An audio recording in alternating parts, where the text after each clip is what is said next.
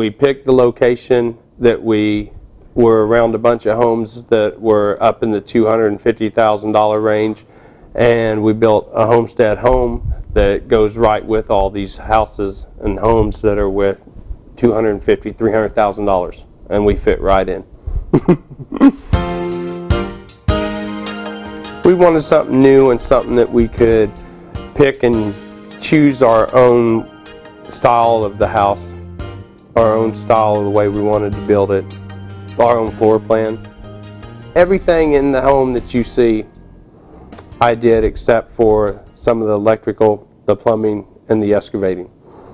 And with a lot of help from friends, and we contracted out very little. If you could, you know, if you can budget a checkbook, and if you're half well organized, and you feel you can stair-step stuff, that's what it is. It's just stair-stepping contractors. Even if you don't do none of the work yourself, you're still going to come out with $20,000, $30,000 in equity doing this. And all you're doing, you're being your own general contractor.